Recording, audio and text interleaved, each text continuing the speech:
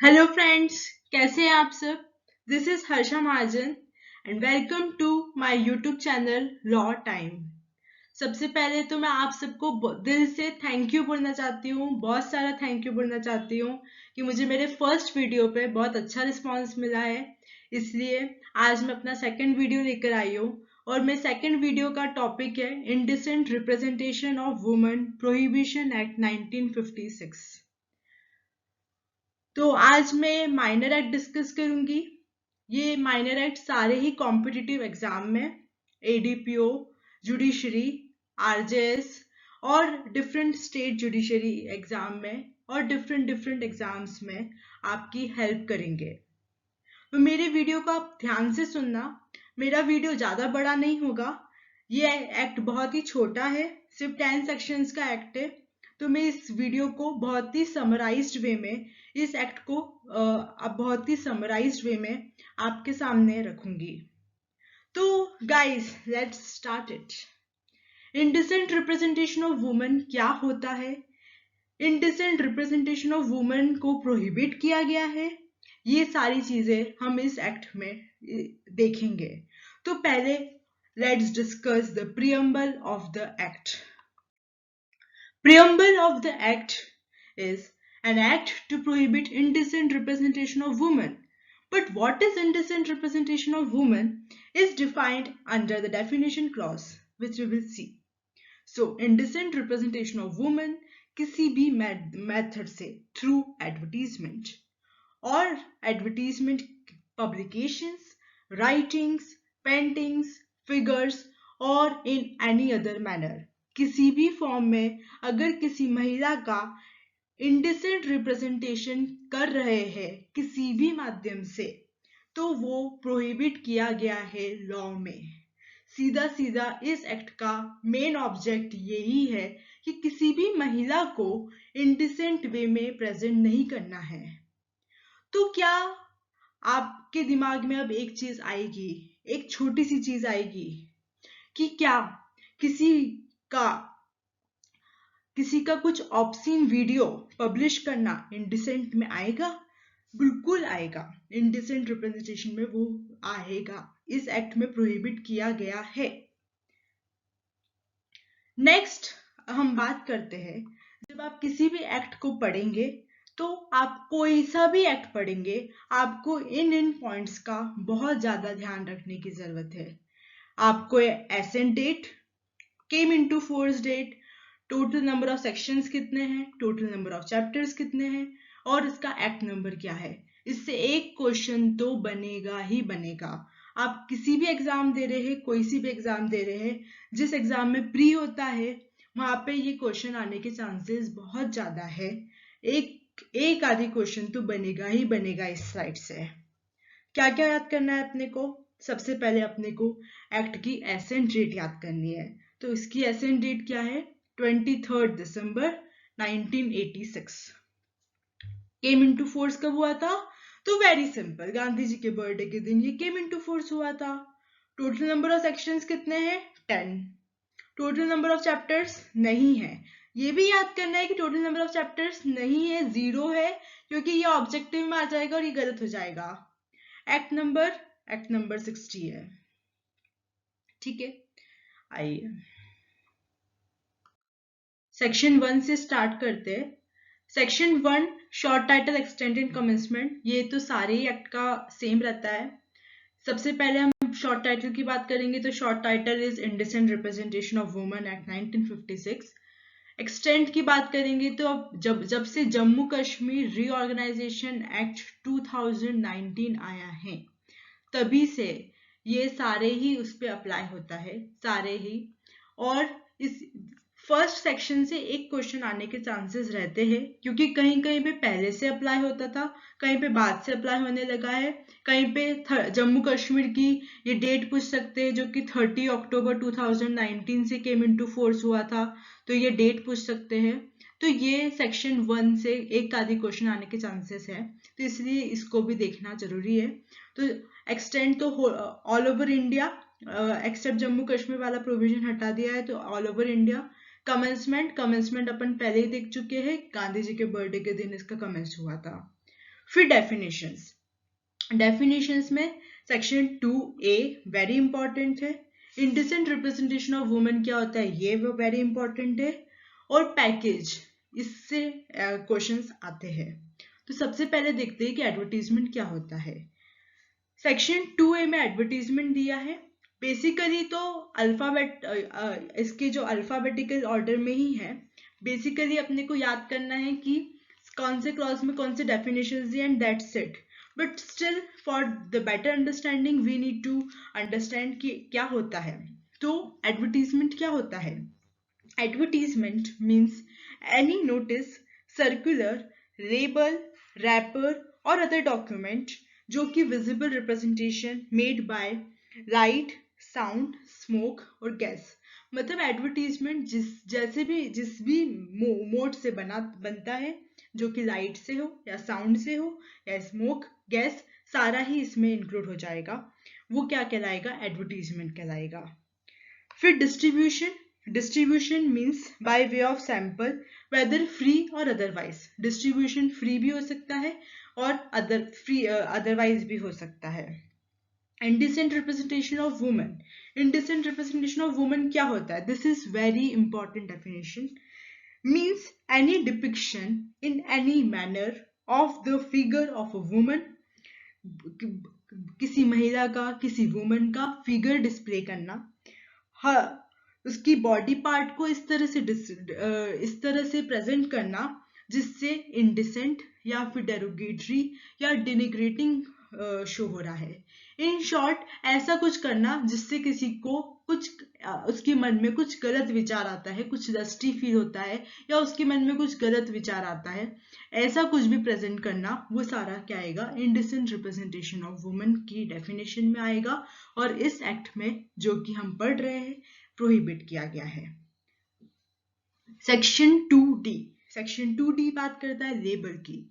Label मतलब written, marked, stamped, printed, graphic matter affix to और appearing upon any package. जो package पे अपन लेबलिंग देखते हैं, कोई भी पैकेज रहता है।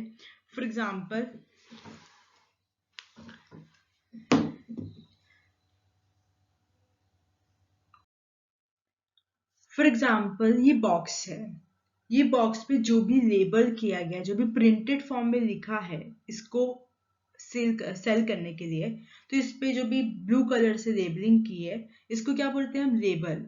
और अगर इस पे कुछ इंडिसेंट रिप्रेजेंटेशन ऑफ वुमेन किया गया है तो उसको क्या किया है? इस एक्ट में प्रोहिबिट किया है। ठीक है। नेक्स्ट डेफिनेशन आती है पैकेज की। पैकेज और label is almost same. Packaging में वो आ जाता है, उसका आउटर बॉक्स आ जाएगा, उसका कार्टन आ जाएगा, अगर वो टीन का डिब्बा है तो टीन का डिब्बा आ जाएगा और अदर कंटेनर्स। अब आप मुझे एक बात बताइए कि क्या वैक्स के डिब्बे पे जो एक लेडी का फोटो होता है, जो वैक्स कराते हैं अपन, जो गर्ल्स यूज करती है वैक्स, उस पे एक वुमन का फोटो होता है, तो क्या वो इंडिसेंट रिप्रेजेंटेशन में आएगा? तो उसका आंसर है कि वो इंडिसेंट रिप्रेजेंटेशन में नहीं आएगा। क्यों नहीं आएगा इंडिसेंट रिप्रेजेंटेशन में? क्योंकि वो पब्लिक गुड के लिए किया गया है, पब्लिक इंटरेस्ट में किया गया है, उसको ऐसा प्रेजेंट करना जरूरी है क्योंकि उसको इंटरेस्ट ऑफ द पब्लिक के लिए सेल कर रहे हैं मार्केट में, तो वो पब्लिक गुड में आएगा, इसलिए वो नहीं आएगा। मैंने आपको अभी इसलिए बता दी क्योंकि अपन ने टिन के डिब्बे की बात करी, और टिन का डिब्बा जनरली वैक्स का होता है या ऐसे किसी पर्टिकुलर चीज का होता है, तो मुझे ये ध्यान आया तो मैंने आपको बताया कि ये सेक्शन 4 के एक्सेप्शन में आएगा। इसको अपन डिटेल में और अभी आगे पढ़ेंगे कि क्या क्या एक्सेप्शंस है। Back to the definitions. Package और लास्ट में आता है प्रिस्क्राइब्ड अपने को किसी भी इसका नहीं पढ़ना है, सिर्फ प्रिस्क्राइब्ड ये पढ़ना है कि prescribed by rules and that's it. तो अपनी इंपॉर्टेंट डेफिनेशंस हो गई एडवर्टीजमेंट की, और फिर अपनी distribution is not that important, label और इंडिसेंट रिप्रेजेंटेशन ऑफ वुमेन। ठीक है। फिर नेक्स्ट आता है सेक्शन 3। सेक्शन 3 किसी भी एक्ट में, आप कोई भी एक्ट पढ़ेंगे तो सेक्शन 3 वेरी इंपॉर्टेंट होगा। सेक्शन 3 में जो एक्ट बना है उसका जो मेन सेक्शन रहता है, मेन जिस्ट रहता है, वो सेक्शन 3 में ही रहता है। 90% ऑफ द केसेस में कोई भी एक्ट बना है तो उसका सेक्शन 3 वेरी इंपॉर्टेंट होता है। सेक्शन 3 या फिर 4, 90% तो सेक्शन 3 रहता है। सेक्शन 3 और 4 इज ऑलमोस्ट सिमिलर। सेक्शन 3 बोलता है कि एडवर्टीजमेंट जो कि इंडिसेंट है उसको प्रोहिबिट कर रहा है, और सेक्शन 4 पब्लिकेशंस को प्रोहिबिट कर रहा है। तो इसमें की वर्ड है कि पब्लिकेशंस को प्रोहिबिट कर रहा है, और सेक्शन 3 एडवर्टीजमेंट को प्रोहिबिट कर रहा है। पब्लिकेशन कैसा पब्लिकेशन? तो publication by post books, pamphlets etcetera, जो भी बुक्स वगैरह के माध्यम से पब्लिकेशन हो रहा है उन सभी को क्या किया गया है? प्रोहिबिट किया है। अब हम बात करते हैं कुछ एक्सेप्शंस की। सेक्शन 4 में 3 क्लॉजेस दिए हैं, 3 सबसेक्शन दिए हैं। इन 3 सबसेक्शन की हम बात करते हैं, इसमें एक्सेप्शंस दिए हैं। ऐसी जो चीज जो कि पब्लिक गुड में है, फॉर एग्जाम्पल मैंने आपको वैक्स के डिब्बे की बात की थी, फॉर एग्जाम्पल बायोलॉजी की बुक्स जो कि हम स्कूल में पढ़ते हैं, उसमें अगर कोई पिक्चर है तो वो इंडिसेंट रिप्रेजेंटेशन में नहीं आएगा। Second, religious. अब आप बहुत सारे मंदिर में गए होंगे, Khajuraho is the best example of this. कहीं खजुराहो में बहुत सारे ऐसे स्कल्पचर्स है जहाँ पे थोड़ा सा आपको देख के लगेगा कि अरे ये तो इंडिसेंट है, बट वो क्या आएगा? एक्सेप्शन में कवर्ड हो जाएगा। रिलीजियस पर्पस के लिए वो है तो फिर वो इंडिसेंट में नहीं आएगा। सेकंड हम बात करेंगे, सेकंड सबसेक्शन बात करता है स्कल्पचर्स की। स्कल्पचर में क्या है? एंशिएंट मॉन्यूमेंट्स, खजुराहो वाला एग्जाम्पल, और टेम्पल्स। कोई भी अगर ऐसी कुछ मूर्ति वगैरह है, स्कल्पचर्स मतलब मूर्ति, अगर कोई मूर्ति वगैरह है तो वो क्या आएगा? इंडिसेंट में नहीं आएगा। Next is film. फिल्म के लिए सिनेमेटोग्राफ एक्ट 1952 का पार्ट 2 में अगर वो कवर्ड हो रहा है, इसमें बताया है कि यू मूवी कौन सी होती है, आपने देखा होगा यूएस सर्टिफिकेट होती है। तो जो मूवीज रहती है वो अगर इसके पास फिल्म सिनेमेटोग्राफ एक्ट 1952 के अंडर अगर वो कवर हो रहा है तो वो इंडिसेंट में नहीं आएगा। Next is section 5, power to enter and search. अब अगर कोई इंडिसेंट रिप्रेजेंटेशन कर रहा है तो उसको अपन कैसे पनिश करेंगे? तो ये जैसे सीआरपीसी में हमको पावर टू एंटर सर्च की बात की गई है, इसी तरह से सेक्शन 5 पावर टू एंटर और सर्च की बात करता है। अब कोई भी ऑफिसर करेगा क्या? तो ये वेरी इंपॉर्टेंट है कि वो सिर्फ एक गैजेटेड रैंक का ऑफिसर होना चाहिए। गैजेटेड रैंक का ऑफिसर जो कि स्टेट गवर्नमेंट ने ऑथोराइज किया है। जहां पे भी मैंने SG लिखा है मतलब स्टेट गवर्नमेंट, जहां पे मैंने CG लिखा है वहां पे सेंट्रल गवर्नमेंट। तो जो भी officer authorised by state government करती है वो क्या कर सकता है? कोई भी बिल्डिंग में एंटर कर सकता है और सर्च कर सकता है। नाउ क्वेश्चन कम्स कि क्या वो किसी प्राइवेट ड्वेलिंग हाउस में एंटर कर सकता है? तो आंसर इसका है कि वो प्राइवेट ड्वेलिंग हाउस में एंटर कर सकता है but with warrant, without warrant नहीं कर सकता है।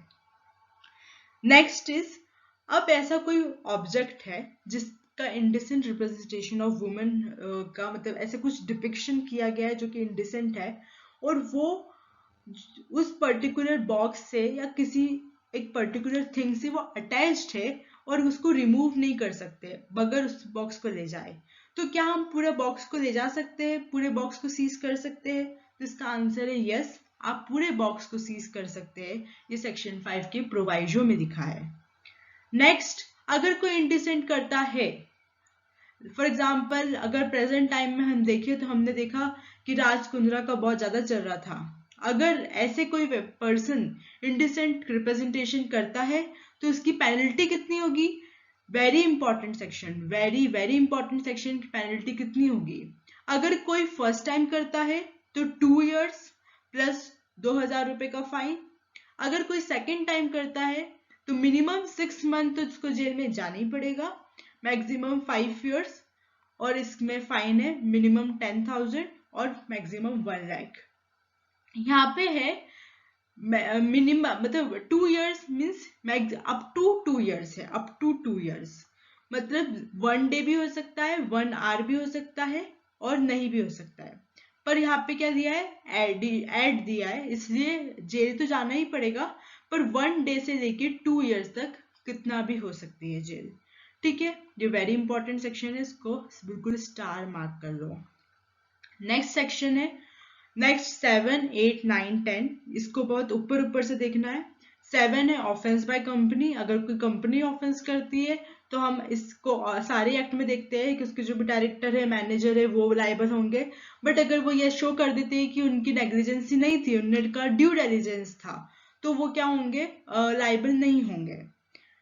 सेक्शन 8 बताता है कि ये कॉग्निजेबल नेचर का ऑफेंस है, ये बहुत ही सीरियस नेचर का ऑफेंस है, पर इसमें क्या बेल मिल सकती है, तो इसमें बेल मिल सकती है बिकॉज ये बेलेबल ऑफेंस है।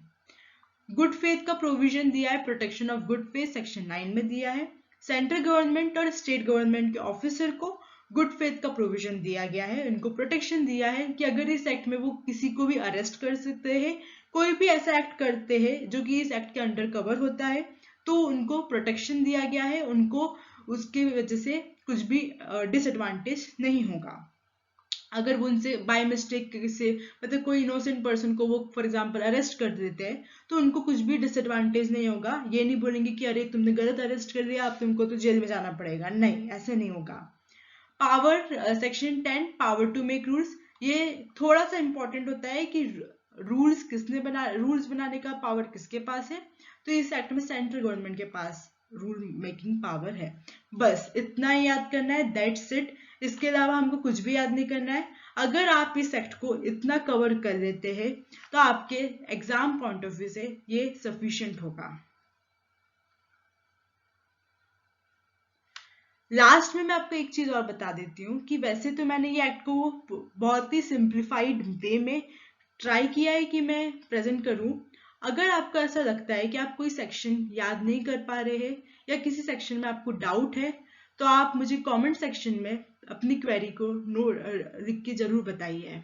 लास्ट में जाते जाते एक और चीज याद आई है तो मैं आपको बता देती हूँ कि इसमें 2 इंपॉर्टेंट केस लॉज है। उस केस लॉज के नाम मैं ऐड कर दूंगी कमेंट सेक्शन में, क्योंकि मैं इसमें पिन करना पीपीटी में ऐड करना भूल गई हूँ, तो मैं आपको पिन कर दूंगी कमेंट सेक्शन में। Avik Sarkar versus state of West Bengal, इस केस में बताया गया था हिकलिन टेस्ट के बारे में बताया गया था कि इंडिसेंट रिप्रेजेंटेशन ऑफ वुमेन का ये बहुत ही इंपॉर्टेंट केस है। और सेकंड वाला बताया था breast feeding is not indecent, ये बताया था एमए फेलिक्स वर्सेस पीवी गंगारत्नम। ये दोनों केसेस को मैं पिन कर दूंगी कमेंट सेक्शन में, आप इसके नाम नोट कर लीजिएगा।